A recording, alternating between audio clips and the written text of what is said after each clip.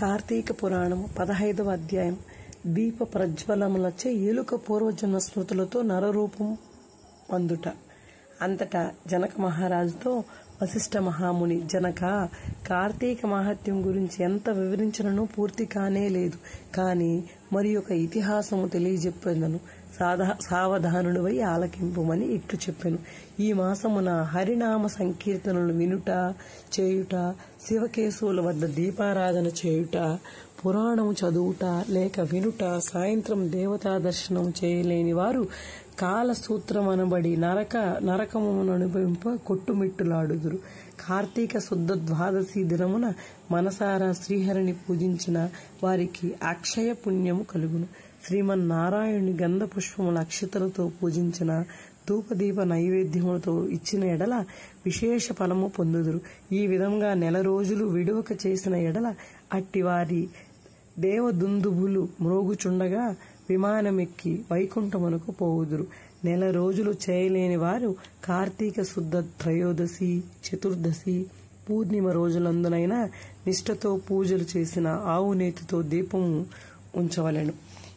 ఈ కార్తీక మాసములో ఆవు పాలు పితికినంతసేపు మాత్రం దీపం వెలిగించిన ఎడల మరు జన్మలో బ్రాహ్మణుడుగా జన్మించును. ఇతరులు ఉంచిన దీపమును ఎగద్రోసి వృద్ధి చేసిన ఎడల లేక ఆరిపోయిన దీపమును వెలిగించిన అట్టి వారలకు సమస్త పాపములు హరించును. అందువలన ఒక కథ కలదు, వినుము అని వశిష్ఠుల వారు ఇట్లు చెప్పుచున్నారు. సరస్వతీ నదీ తీరమునందు శిథిలమైన ఒక దేవాలయం కలదు.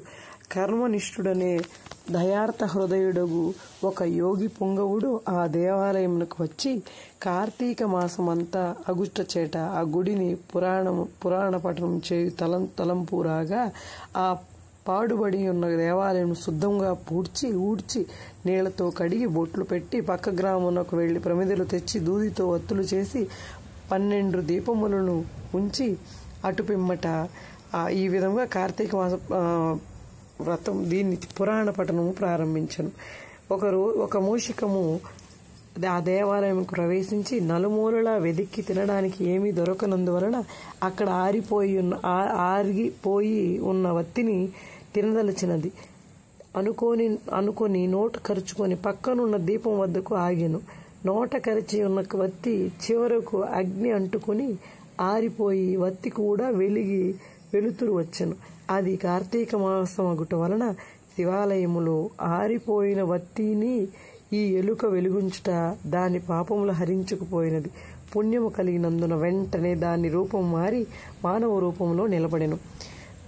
ధ్యాన నిష్టంలో ఉన్న యోగి పుంగవుడు తన కన్నులను తెరిచి చూడగా పక్కన ఒక మానవుడు నిలబడి ఉండెను.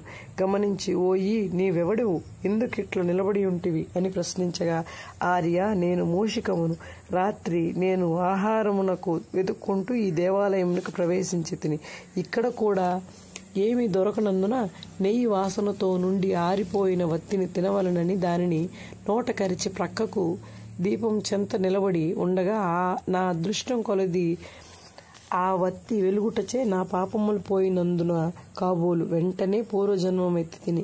కానీ ఓ మహానుభావ, నేను ఎందుకు ఈ మూషిక జన్మం ఎత్తవలసి వచ్చినదో దానికి గల కారణమేమిటో విశదీకరింపమని కోరాను.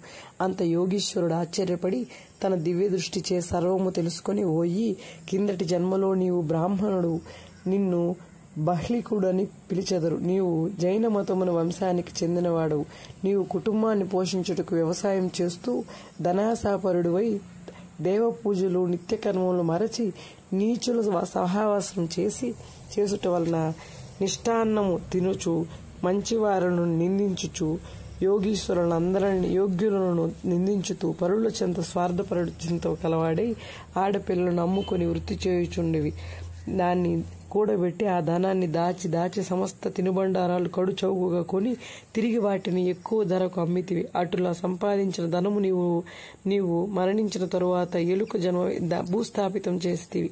ఈ మరణించిన తర్వాత ఎలుక జన్మ అవుతుంది. వెనుకటి జన్మ పాపమును అనుభవించుచుంటివి. నేను భగవంతుడిని దగ్గరికి ఆరిపోయిన దీపాన్ని వెలిగించినందుకు పుణ్యాత్మునైతిని.